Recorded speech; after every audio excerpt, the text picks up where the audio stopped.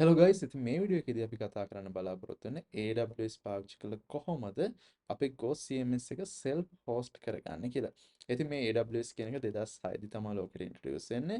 ඉතින් ඔයාලා හැමෝම දන්න Amazon company එකේ web service එක තමයි මේක. ඉතින් මේකේ account එකක් හදන හැමෝටම free of charge 12 months වලට ඒකේ තියෙන විශේෂ features එහෙම නැත්නම් specific features ඒකට අපිට පාවිච්චි කරන්න දෙනවා. experience කරලා බලන්න chance එක දෙනවා. ඉතින් මෙන්න මේ 12 month ඇතුලේ දෙන features ඇතුලේ තියෙනවා එකටගේ EC2 කියන service එක cloud instance. ඉතින් අපිට පුළුවන් මේ cloud instance පාවිච්චි කරලා අපේ Ghost website එක host කරගන්න. ඉතින් මේකෙදි අපිට අපේ domain name එකක් පාවිච්චි කරගන්න ඕනේ cloud එක තිබ්බට. ඒතර domain name එකක් අපි වෙනම purchase කරන්න ඕනේ. ඒක අපි ඊළඟ වීඩියෝ එකේදී බලමු. මේ වීඩියෝ එකේදී අපි බලමු කොහොමද අපි AWS එක purchase කරනකොට දැනගන්න ඕනේ කරුණු මොනවද කියලා මම ඔයාලට පර්චේස් කරන විදිහ කියලා දෙන්නම්. ඊට අමතරව පර්චේස් කළාට පස්සේ කොහොමද ඔයාලා AWS එකේ සර්වර් එක first time config කරගන්නේ කියලා දෙන්නම්. හරි.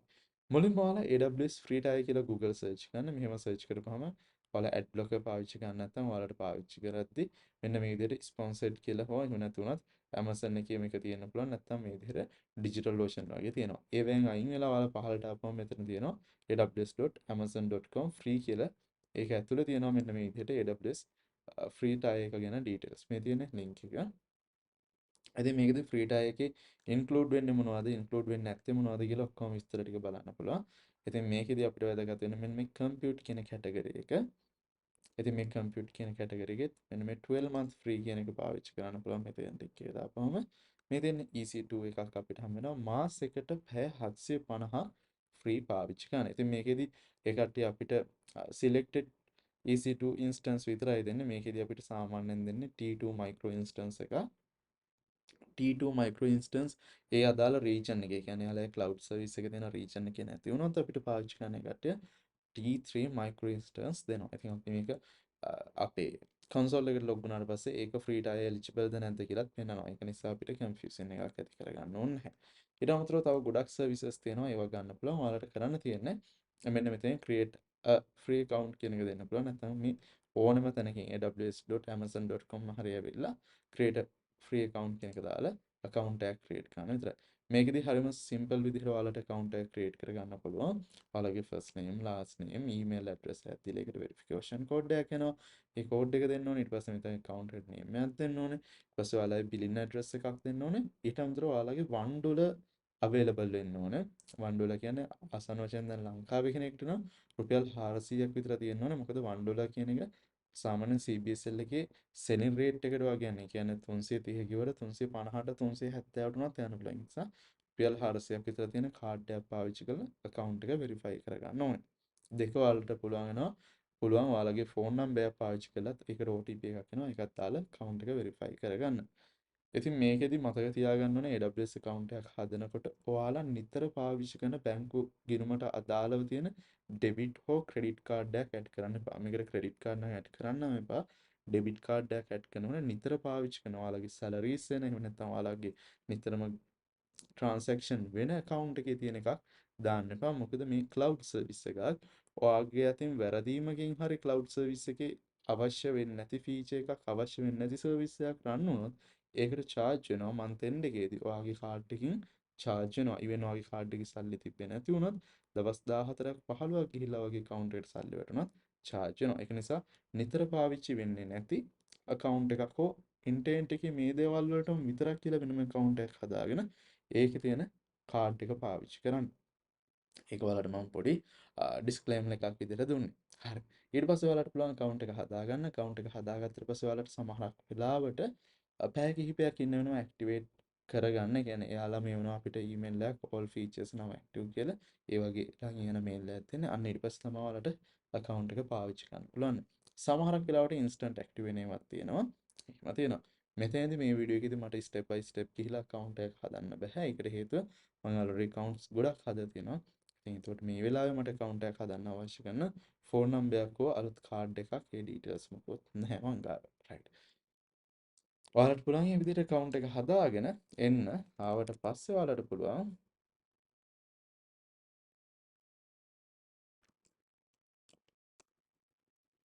ඔයාලගේ AWS account එකට log වෙන්න. AWS account එකට log වුණාම මෙන්න මේ විදිහට තමයි console එකට log වෙච්ච ගමන් තියෙන්නේ. even ඔයාගේ account එක හදලා ඉවර වෙච්ච ගමන් වුණත් මේ විදිහට තියෙනවා. ඒ කියන්නේ මෙතන log වෙන්න ඕනේ AWS sign in to the console කියන එක දාලා මෙතෙන් log වෙනවා. log වුණාට පස්සේ console එකේදී ඔයාලට බලා ගන්න පුළුවන් මෙන්න මේ විදිහට. right මේකෙදි ඔයාලා තියෙනවා recently ඔයා use කරපු features එහෙම නැත්නම් services ඔක්කොම මෙතනදී බලා ගන්න පුළුවන්. ඊට අමතරව AWS එකේ services ටික ඔක්කොම මෙතනින් අපිට බලා ගන්න පුළුවන්. ගොඩක් services තියෙනවා. එතකොට මෙතනදී ඔයාලට billing කියන එක වෙනම බලා ගන්න පුළුවන්. billing එක නිතරම බලන්න ඕනේ. සාමාන්‍ය ඔයාලා weekly එක සැරයක් හරි billing බලන්න additional cost හරි මොනවා හරි තියෙනවද කියලා. මොකද additional cost මොනවා හරි තිබ්බොත් ඒවා මොකද්ද කොහෙන්ද ගියේ මොකක්ද උනේ කියලා බලන්න පුළුවන්. දැන් මෙතන cost මොකුත් නැහැ. මේකෙදි විවිධ cost වර්ග තියෙනවා. billings වලට ඇවිල්ලා ඔයාලට බලන්න පුළුවන්.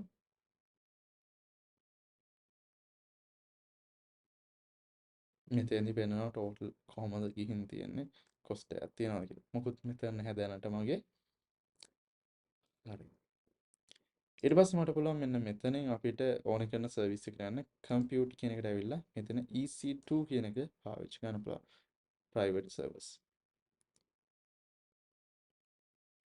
මේ EC2 කියන එකට ආවට පස්සේ අපිට පුළුවන් මේ විදිහට EC2 කියන එකේ region එකද මේ විස්තර ටික ඔක්කොම අපිට බලා ගන්න පුළුවන්. මෙතන detail ඔක්කොම තියෙනවා. මේ මෙතනින් අපිට උඩින් change කරන්න පුළුවන් region එක. දැන් තියෙන්නේ වර්ජීනියා වල එතකොට මෙතන ඔහියෝ United States වල west එක එතකොට ඔරිගන් Asia Pacific මේ විදිහ එක එක regions available regions තියෙනවා. මේ available regions වලින් කැමති region එකට අපිට server එක මාරු කරගන්න පුළුවන් server එක තියෙන තැන. ඉතින් මේකෙදි ඔයාලා තේරුම් ගන්න ඕනේ දැන් ඔයාලා magazine එකක් නම් ගහන්නේ. එතකොට blog website එකක් නම් ISO එක target කරලා එහෙම නැත්නම් Google AdSense target කරලා නම් යන්නේ. ඔයාගේ website එකේ වැඩිපුරම target වෙන user base එක ඉන්නේ කොහෙද කියන එකත් එක්ක ඔයාලට target කරන්න පුළුවන් ඔයා server එක ගන්න තැන. දැන් මෙතනදී ඔයා default select වෙලා තියෙන Virginia කියන එක අරගෙන ඔයා ඕස්ට්‍රේලියාව target කරන හදන website එකක් හැදුවට තේරුමක් නැහැ. මොකද ගොඩක් වෙලා යනවා මේ website එක load වෙන්න. ඒතකොට ඔයාලට තියෙන හොඳම දේ තමයි මෙතන Asia Pacific දාලා Sydney වගේ location එකක් දාන එක ඕස්ට්‍රේලියාවට. ඒතකොට ඔයා සාමාන්‍ය සවුත් කොරියාව වල වගේ ඉන්න කෙනෙක් නම් ඔයාලට පුළුවන් ඉතින් මෙතන දාන්න. එතකොට ඔයා ජපාන් වල ඉන්නවා නම් ටොකියෝ හරි ඔසකා හරි දාන්න පුළුවන්. ඒතකොට ශ්‍රී ලංකාව ටාගට් කරලා හදන සයිට් එක නම් ඔයාලට වඩාත් හොඳයි. මුම්බායි ටාගට් කරලා කියන්නේ ළඟම තියෙන ඉන්දියාව ටාගට් කරලා ඉන්දියාවේ සර්වර් ලොකේෂන් එක දාගන්න එක. ඉතින් කොතැන දැම්මත් එකම විදිහට තමයි තියෙන්නේ. ඊට පස්සේ ඔයාලට පුළුවන් මෙන්න මෙතෙන්දී මෙතෙන් අපි රීජන් එක චුට්ටක් වෙනස් කරලා බලමු.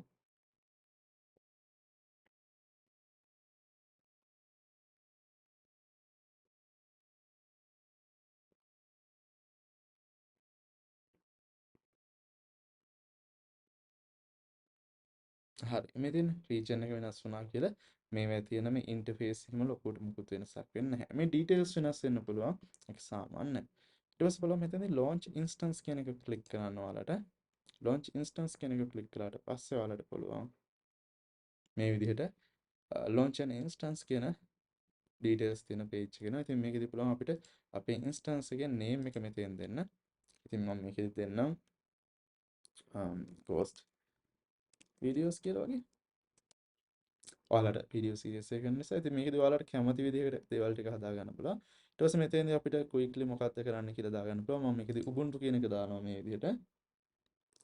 ඊට පස්සේ ubuntu කියන එක දාගත්තට පස්සේ මෙතන ubuntu server එක මොකක්ද කියලා පාවිච්චි කරන්න පුළුවන්. ඉතින් මම මේකෙදි ubuntu පාවිච්චි කරන්නේ 2022ට ආපු 22.04 LTS කියන version එක. ubuntu use කරනකොට දැන් ඉස්සරහට මේක 2024 දී 24.04 එනවා කියන්නේ 2024 අප්‍රේල් මාසේ මේක වෙනස් වෙනවා 24.04 කියලා කියන්නේ හැම අවුරුද්දෙම අප්‍රේල් වලත් ඒ වගේම හැම අවුරුද්දෙම සාමාන්‍ය ඔක්තෝබර් වල වගේත් රිලීස් වෙනවා Ubuntu වල version එකක්. ඉතින් ඒවා තමයි 0.4 සහ 0.10 0.9 වගේ එන්නේ. ඉතින් ඒකෙත් හැම අවුරුද්දකම අවුරුදු දෙකකටම සැරයක් LTS version එකක් long term support version එකක් එනවා. ඉතින් අපි server එකට install කරනකොට මේ LTS version එක දාගන්න එක හොඳයි. ඒක ගොඩක් reliable. ඒ වගේම ගොඩක් හොඳට perform කරනවා. වගේම security updates වගේ දේවල් අපිට දිගටම අවුරුදු දෙකක් පුරාවට හම් වෙනවා. ඉතින් අපි අනිවාර්යෙන් අවුරුදු දෙකකට පස්සේ එන අලුත් version එකට අප්ග්‍රේඩ් වෙන්න ඕනේ. ඉතින් ටිකක් ලොකු වැඩක් තියෙනවා ඒකෙදි. නමුත් අපිට සාමාන්‍යයෙන් දැන් 2025 විතර වෙනකල් වුණත් මේ ඇවිල්ලා තියෙන 22.04 version එකෙන් යන්න පුළුවන් ඒකේ updates ටික දාගෙන. ඒ ටික ඔයාලට additional කිව්වේ මොකද ඒ ටික clear වෙන්න ඕන නිසා. හරි. මෙතෙන්ද මේ දේවල් ටික මුකුත් දාන්න ඕනේ නැහැ. මෙතෙන්ද ඔයාලට බලනම by default install select වෙලා තියෙන T2 micro instance එකක් free tile eligible කියලා වැටලා තියෙනවා. මේකෙදී අපිට 1 core CPU එකක් හම්බ වෙනවා. 1GB RAM එකක් එහෙම නැත්නම් memory එකක් තියෙනවා. ඊට අමතරව on demand කොහොමද තියෙන්නේ කියලා තියෙනවා මෙතන. අපිට මෙතන ක්ලික් කරලා බලන්න පුළුවන් වෙන මොන හරි tires available ද කියලා. එතන මෙතන මේ තියෙන T2 micro එක විතරයි free tire එක available තියෙන. අනිත් එකක්වත් free tire නෙමෙයි. අනිත් එකක් හරි දැම්මොත් ඒවට ඔයාලට bill වෙනවා month end එකේදී pay කරන්න සිද්ධ වෙනවා. හරි. ඒ ටික හරිය මෙතනදී key pairs use කරනවාද කියලා තියෙනවා. මෙතනදී create new key pair කියන එක දෙන්න. ඊට පස්සේ මෙතන ඔයාලට පාවිච්චි කරන්න පුළුවන් ඔයාලා use කරන OpenSSHද එහෙම නැත්නම් පුටිද කියන එක. පුටි කියලා software එකක් තියෙනවා. ඔයාලට server එකට log වෙන්න පුළුවන්. මෙතනදී PPK කියන එක දාගන්න. මොකද ගොඩක් Windows usersලා ඉන්න නිසා. ඉතින් ඔයාලගේ Windows machine වලට පුටි install කරලා log වෙන්න පුළුවන්. puti.org කියන වෙබ්සයිට් එකට ගිහිල්ලා මේ තියෙන්නේ puti.org මම පුටි ගැන වෙනම වීඩියෝ එකක් කරන්න. ඉතින් මේකෙදි PPK එහෙම නැත්නම් පුටි වලට ඕන එක දාගන්න. ඊට පස්සේ මෙතෙන් දාන්න මම දාන්න my key කියලා වගේ කැමති නමක් ඔයාලට දාන්න පුළුවන්. ඊට පස්සේ create key pair කියන එක දෙන්න. එතකොට මේ විදිහට අපිට අපේ key එක වෙනම download කරනවා. මේ key එක select කළා තමයි අපිට ඊට පස්සේ log වෙන්න තියෙන්නේ. passwords මොකුත් කතන්දර නැහැ. හරි.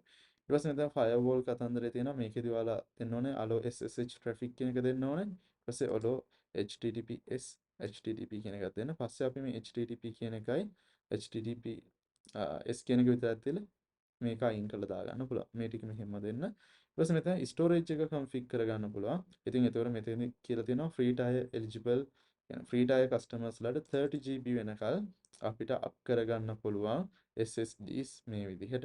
ඉතින් මේකෙදි by default තියෙන්නේ 8GB අපිට පුළුවන් මෙතනදී 30GB වෙනකල් මේක up කරගන්න.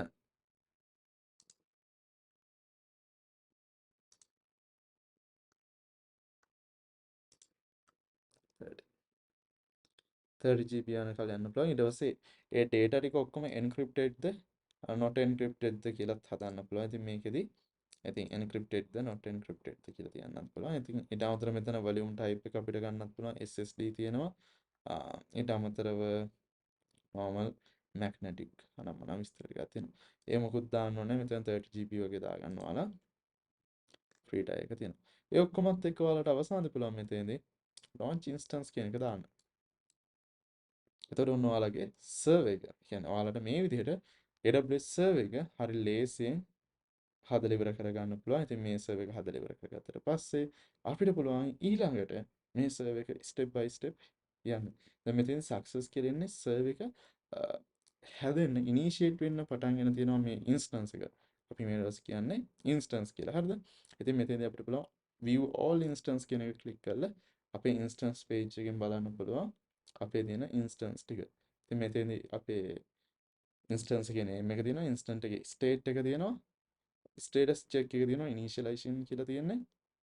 ඉතින් මේක complete වෙන්න ඕනේ. ඉතින් මේක complete වුණාට පස්සේ අපිට පුළුවන් අපේ server එකට log වෙන්න.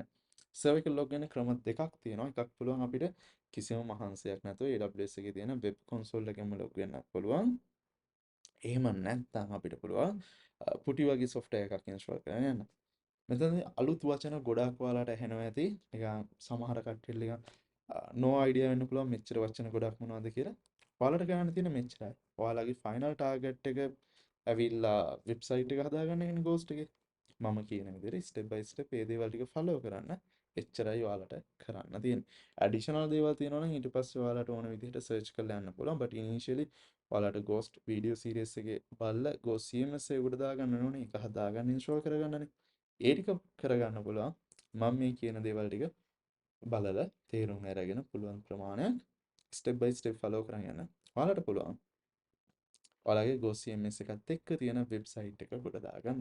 අපි ඊළඟ වීඩියෝ එකේදී බලමු කොහොමද Ghost CMS එක සර්වර් එකේ install කරගන්න ඕනේ විදිහට සර්වර් එකේ environment එක හදාගන්න කියලා.